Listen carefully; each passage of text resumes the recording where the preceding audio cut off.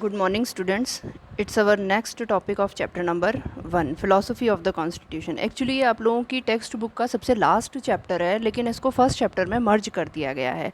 वैसे अगर हम ओवरऑल देखें तो पहले जो सिलेबस था उसमें 20 चैप्टर्स थे, फिर उसमें 19 चैप्टर हो गए लास्ट ईयर से, और एट प्रेजेंट अगर हम देखें तो उसमें सिर्फ 12 ही चैप्टर्स बचे हुए हैं. तो ये आपका वो चैप्टर है, टॉपिक है पूरा का पूरा एज अ चैप्टर जो फर्स्ट चैप्टर में इंक्लूड कर दिया गया है. The constitution of a country is a set of written rules and regulations. हमारा अगर हम कॉन्स्टिट्यूशन देखें तो one of the largest constitution, successful constitution है, और एक डॉक्यूमेंट है, रिटन डॉक्यूमेंट है रूल्स और रेगुलेशंस का. ये जो रूल्स और रेगुलेशंस हैं ये डिटरमाइन करते हैं that the organisation of government, the distribution of powers in the various organs of the government and general principles on which these powers are to be exercised, कि वो किस तरीके से वर्क करेगा. इसके अलावा कॉन्स्टिट्यूशन जो है वो इस चीज़ को भी क्लैरिफाई करता है that the relationship between the state and the individual, हमारा और हमारी स्टेट यानी गवर्नमेंट का किस तरीके का रिलेशनशिप जो है वो है. ठीक है, क्लोजली हम कनेक्टेड हैं अपने नेशन से थ्रू द लॉज के थ्रू, और डीपली अटैच हैं मॉरल वैल्यूज़ से. इसी की वजह से जो DPSP जो है वो फंडामेंटल राइट्स का एक पार्ट बना के कॉन्स्टिट्यूशन में डाला गया है. It also highlights the values and the moral connected with the nation. Thus, the constitution of a country not only provides the legitimate documentation or only a legitimate government and all that, but it also highlights the political philosophy of the state. Now हमारी जो political philosophy है उसकी approach क्या है. अगर हम उसकी approach देखें कॉन्स्टिट्यूशन तक तो उसकी अप्रोच क्या है.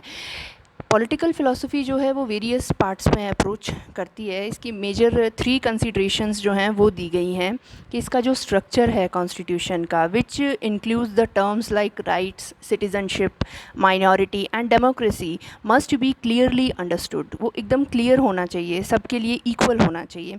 सेकेंड, अगर हम देखें तो progressive attempts to highlight the coherent visions of the society and polity, means interference जो है वो क्लियरली होनी चाहिए कॉन्स्टिट्यूशनल वैल्यूज़ की. अगर कहीं पे कुछ भी गलत होता है तो it would give a better idea of the set of ideals enriched in the constitution.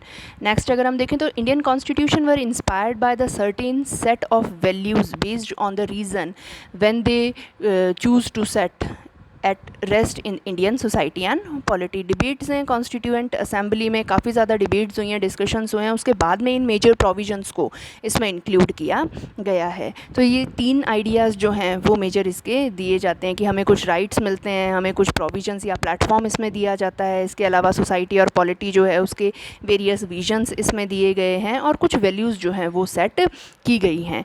ठीक है ना. Now, the importance of political philosophical approach to the constitution, अगर हम normally देखें तो it helps to identify the moral values and exaggerate the claims which are used as interference of the core values in our polity. हमारी जो polity है या हमारा जो स्ट्रक्चर है उसकी कोर वैल्यूज़ को ये इन्हेंस करता है. इसके अलावा आइडल्स हैं जो गाइड करते हैं that the Indian constitution are often challenge, debated. ठीक है. Through the political philosophical approach we try to identify the same ideas expressed in differently by the different institutions. The provision of the constitution are at times willfully manipulated by the political parties, we can say the mediators, the leaders, और simply अगर हम इसे देखें तो through the vote bank politics, जैसा कि अभी हुआ है राजस्थान में एट प्रेजेंट. तो ये सब क्या है, सिर्फ एक वोट बैंक पॉलिटिक्स ही तो थी. ठीक है. It lead to the differences of opinion on the concern subjects, but since the ideal in the constitution has considerable authority, it is used attributively to interfere or to interpret the constitution in case of a conflict. अगर conflict या contradictory conditions आती हैं तो हम major उसी के provisions को focus करेंगे. अगर हम नेक्स्ट देखें तो इसका ट्रांसफॉर्मेशन जो है, डेमोक्रेटिक ट्रांसफॉर्मेशन जो है वो उसके मोड को ये किस तरीके से रिफ्लेक्ट करता है. Democracy is based on the representation of people. ये पीपल की रिप्रेजेंटेशन पे ही बेस्ड करती है, यानी democracy is a form of government in which rulers are elected by the people for the people. ये चीज़ उसमें आती है। Then it reduce chances to revolution and violence, ये कॉन्फ्लिक्ट और कॉन्ट्राडिक्टरी कंडीशंस को रिड्यूस कर देता है। क्यों? क्योंकि हमारा सबका मेजॉरिटी ऑफ ओपिनियन जो है वो गवर्नमेंट फ्रेम करता है। The democratic constitution guarantees the periodic elections based on the universal adult franchise. इसमें एडल फ्रेंचाइजी के बेसिस पे जो राइट टू वोट दिया गया है वो भी नॉन डिस्क्रिमिनेटिव रखा गया है। ठीक है। Now document of constitution protects and promotes the rights of minority, minorities को राइट्स दिए गए हैं, जैसे रिजर्वेशन का प्रोविज़न दिया गया है एजुकेशन और जो जॉब अपॉर्चुनिटीज़ हैं उसमें। इसके अलावा फंडामेंटल राइट्स को भी गारंटी करता है, जैसे like right to freedom of speech and expression, religion and educations freedom. Democratic constitution act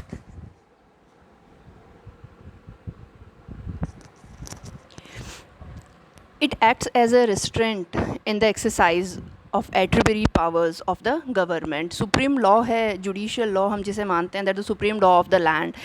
And if any institutions try to violate the provisions of the constitution, then it is punishable. Okay, the constitutions outlines the long term goals in its preamble, वो सारा उसके preamble में दिया गया है। It even outline the fundamental principles in which the government governs the nation. अगर हम political philosophy को और आगे देखें तो क्यों पॉलिटिकल फ़िलासफ़ी जो है उसकी हमें रिक्वायरमेंट पड़ती है। 1933 में एक आर्टिकल लिखा गया था, जिस आर्टिकल में डिमांड की गई थी कि that struggles lies in drafting the Indian constitution by the popularly elected constituent assembly without any external interference. External interference in the sense British government. ठीक है। उस टाइम पीरियड में नेहरू जो थे उन्होंने असेंबली की डिमांड की थी पीपल्स के थ्रू और एज ए लॉयर के थ्रू। तो उस टाइम इन्होंने लिखा था that the nation of the most on the move through away the shell of its past political and possible social structure and fashioning for itself a government of its own making। ये fact भी था कि एक nation जो है उसमें उसके खुद की बनी हुई जो गवर्नमेंट है, खुद के बने हुए जो रूल्स हैं वो उसे ग्रोथ और डेवलपमेंट दिला सकते हैं। अदरवाइज़ अगर हम नॉर्मली देखें तो एक आउटसाइडर रूलर जो है या एक डोमिनेशन और डिक्टेटरशिप जो है या कॉलोनियल रूलर्स जो हैं वो सिर्फ अपना प्रॉफिट देखेंगे, वो सोशल स्ट्रक्चर को कभी भी फ्रेम नहीं कर पाएंगे। तो जो कॉन्स्टिट्यूएंट असेंबली थी उसमें पॉलिटिकल और लीडर एक्सपर्ट्स लीगल एक्सपर्ट्स जो थे, जैसे नेहरू हैं, जीबी पंत, सरदार पटेल, डॉक्टर राजेंद्र प्रसाद, मौलाना अबुल कलाम आज़ाद, ये जो लोग थे इन्होंने सब ने मिलकर कॉन्स्टिट्यूएंट असेंबली की डिमांड की थी। और जब कॉन्स्टिट्यूएंट असेंबली बनी तो डॉक्टर बी आर अम्बेडकर जो थे he was the chairperson of the drafting committee of the constituent assembly, while doctor Rajendra Prasad was the chairman of the constituent assembly itself. The Constituent Assembly meet for 2 years, 11 months and 18 days with more than 7,000 of amendments and accepted 2,000, nearly 2,000 amendment. The framers deny the philosophy of the Constitution. It constituted a new opening, big breaking and social hierarchical bondage, and bringing a new era based on the freedom, justice and equality. Now the political philosophy approach aimed not only to put limits on the governmental power, but it also worked to empower the sections, various sections of the society for their own welfare. तो हम ये नहीं कह सकते that it is only a document of rules and regulations. No, it's not only a document of rules and regulations, but it its main aim is collective growth of each and everyone, for the entire society, for the entire community.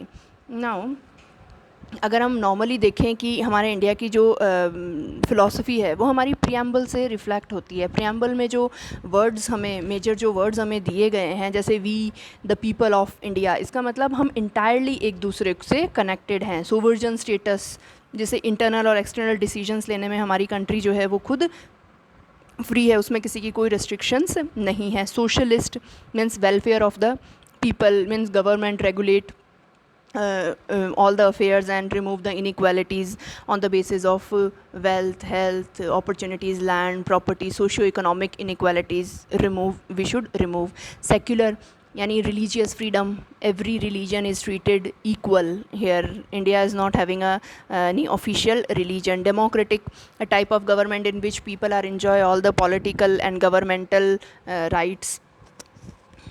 Republic, head of state जो होगा वो president होगा and he is elected by the people. Justice non discriminative idea है, there is no discrimination between the citizens on the basis of colour, their caste, their religion, and other inequalities. Liberty है, right to freedom, freedom of expression, freedom of speech, equality according to law, कि in the eyes of law all people enjoy equality before the law and equal opportunity for all has been provided. Fraternity, the constitution promotes Indians as a member of same family, entire family, we the people of India. ठीक है, अगर हम इसके core provisions को देखें तो individually freedom provide करवाता है, यानी हमारा जो कॉन्स्टिट्यूशन है वो हर एक को इंडिविजुअल फ्रीडम देता है। The Indian constitution is committed to individual freedom. देखो, अगर हमें इंडिविजुअल फ्रीडम मिलती है तो मतलब जैसे मुझे फ्रीडम मिली है तो मेरी फैमिली को फ्रीडम मिलेगी, मेरी फैमिली के पास में फ्रीडम है तो मेरे सोसाइटी में फ्रीडम है, मेरी पूरा जो कुटुंब है उसमें फ्रीडम है। तो कहीं ना कहीं इंडिविजुअल फ्रीडम जो है वो सोशल, कम्युनिटी और फिर नेशन से इंटर रिलेट करती है। The deliberations and the political activities of the over century has been given this freedom. अगर हम एग्जांपल देखें तो राजा राम मोहन राय जो थे उन्होंने 19th सेंचुरी में फ्रीडम ऑफ प्रेस की बात करी थी, ठीक है, जिन्होंने वहाँ पे वेरियस अपॉर्चुनिटीज़ के लिए कमिटमेंट किए थे, ठीक है। इसके अलावा the Indians like the Gokhale and Tilak also connected for the freedom of speech और press during the British time. फिर वर्नाकुलर प्रेस एक्ट आया, रॉलेक्ट एक्ट आया, जिन्होंने इन फ्रीडम्स को मिनिमाइज़ करने का काम जो था वो शुरू कर दिया। लेकिन इंडिविजुअल फ्रीडम जो है उसे हम ये कह सकते हैं that it is the soul of a liberal constitution. Freedom of expression was therefore and made the soul of the Indian constitution. इससे रिलेटेड जो चीज़ें हैं वो हम अपने जो चैप्टर आएगा फंडामेंटल राइट्स नेक्स्ट उसमें भी देखेंगे। बट अगर हम नॉर्मली देखें तो जितने भी डिमांड्स की गई हैं, जो भी बिल आया या जो भी रेजोल्यूशन इंडियन कांग्रेस ने लिए इंडिपेंडेंस के लिए, उसमें इंडिविजुअल फ्रीडम जो थी उसे सबसे फर्स्ट पॉइंट माना गया था, ठीक। नाउ द सोशल जस्टिस जो है it is for the just society, it is for the just distribution, that the Indian constitution is not committed to the idea of liberalism. सिर्फ ऐसा नहीं है कि फ्रीडम और इक्वालिटी के ही आइडिया को ये फोकस करता हो, क्योंकि अगर आपके साथ में इक्वालिटी नहीं है तो फ्रीडम और जो जस्टिस जो भी है उसकी कोई वैल्यू नहीं रह जाती है। मीन्स एक के एब्सेंस में दूसरा जो है वो पैरालाइज्ड है यहाँ पे, ठीक है ना। इंडियन कॉन्स्टिट्यूशन जो है उसमें ऐसे मेजर प्रोविजंस हैं जो state to idea of the social justice, right to equality has been included as a fundamental right. It tries to overcome the centuries old prejudice and injustice against the caste discrimination like practices, means to remove the practices of untouchability from the society. Similarly provisions जो हैं वो इसमें दिए गए हैं that upliftment and welfare of the weaker section. The constitution make various provisions like the reservation for the SC and ST, उनको promote करता है, ये scheduled tribes को देता है, OBCs को देता है, for the public sector jobs and educational institutions, ठीक है। डाइवर्सिटीज़ जो हैं उन्हें रिकग्नाइज़ करता है और सेफ गार्ड जो है वो प्रोवाइड करवाता है माइनॉरिटीज़ के लिए, ठीक है। इंडियन सोसाइटी जो है वो एक यूनिक ब्लेंड है, हम मान सकते हैं कि एक ऐसा मिक्सचर है ऑफ डाइवर्सिटीज़ जिसमें वेरियस कम्युनिटीज़ जो हैं वो एग्जिस्ट करती हैं, और ये वेरियस कम्युनिटीज़ अपर और लोअर क्लास दोनों में है, यानी इन कम्युनिटीज़ में रिच पीपल का कॉम्बिनेशन भी है और पुअर पीपल का कॉम्बिनेशन भी देखा जाता है। Caste based hatred and the religious diversities in India were the big challenge were for the makers of the Indian constitution as they had to promote equality, equal representation, equal ideas, equal beliefs for each other among them.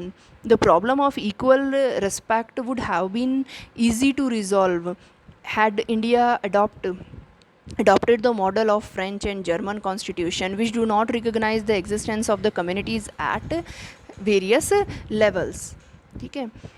अगर हम Indian society की बात करें तो हमारे यहाँ various attachment रहा है और काफ़ी क्लोज टाई अप रहा है वेरियस कस्टम्स के बीच में। हम अपना कस्टम है, कल्चर है, आइडियाज़ है, बिलीव है, लैंग्वेजेस हैं, सारी चीज़ें जो हैं वो शेयर करते हैं। कोई सिंगल कम्युनिटी ऐसी नहीं है जो हमारे यहाँ दूसरी कम्युनिटी पे डोमिनेटिंग हो, चाहे वो रिच सोसाइटी हो, चाहे वो कास्ट या लैंग्वेज बेसिस पे मेजॉरिटी रखती हो। हमारे यहाँ सबके पास में इक्वल है, और कॉन्स्टिट्यूशन जो है वो इसी चीज़ को आइडेंटिफाई और रिकग्नाइज़ करता है।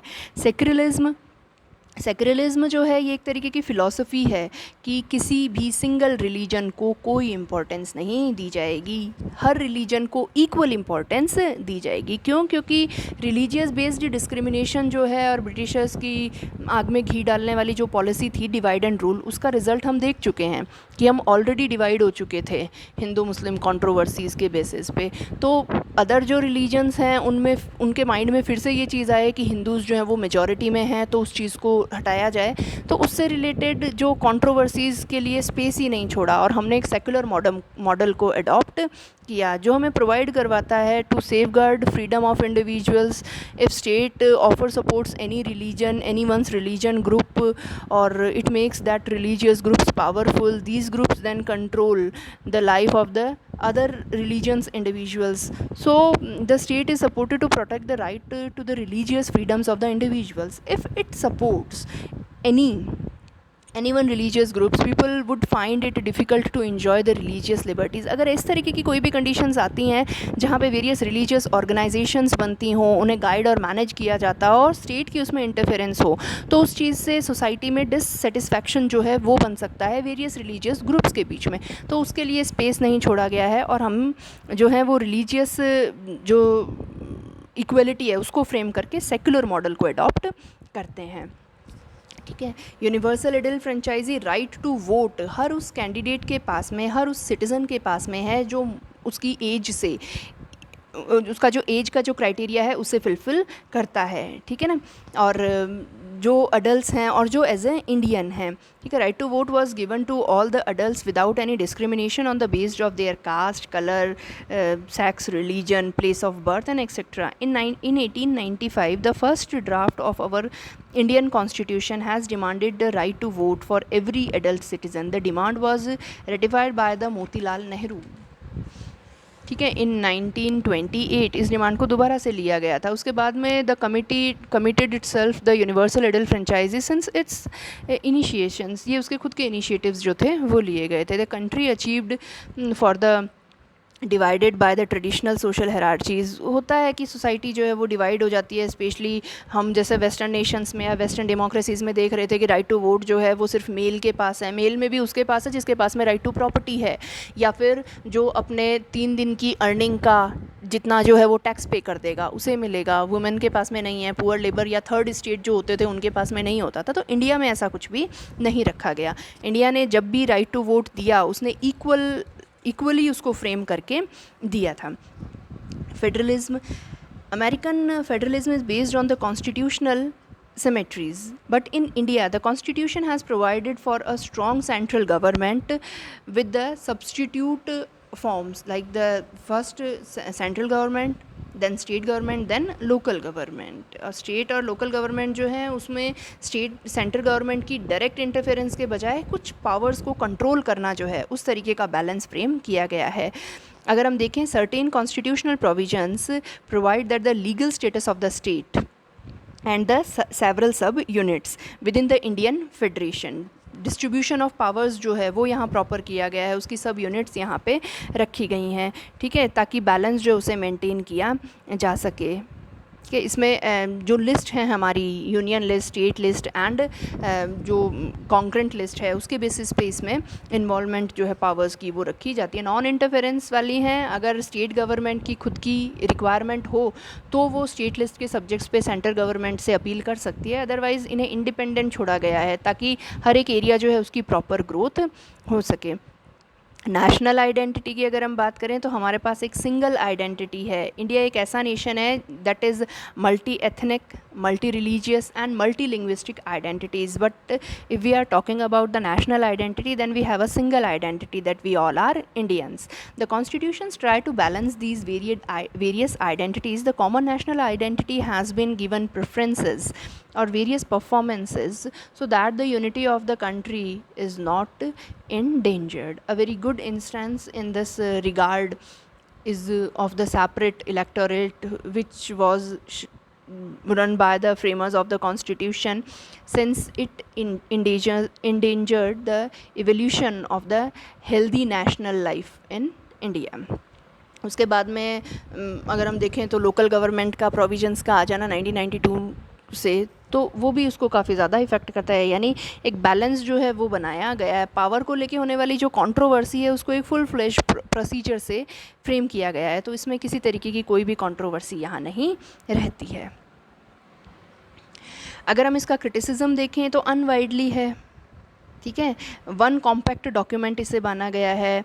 यूएस के से अगर हम इसे कंपेयर करें तो US which has a compact constitution does not have a compact document, but in India detailed a single provisions are included in one single document making the constitution large and detailed, जिसे कई बार समझना handle करना काफ़ी typical हो जाता है। Various provisions related to the election commission, civil service examination, civil safeguards and for the minority communities are a part of the constitution which makes the document complex and provided a large area of legislation। तो ये थोड़ा सा complications जो है वो provide करवा देता है। unrepresentatives हैं। अगर हम इसका सेकेंड क्रिटिसिज्म देखें तो criticism levelled against the constitution is that it is unrepresentative. The assembly which drafted the constitution was based on the universal adult franchisee and therefore described as अनरिप्रेजेंटेटिव।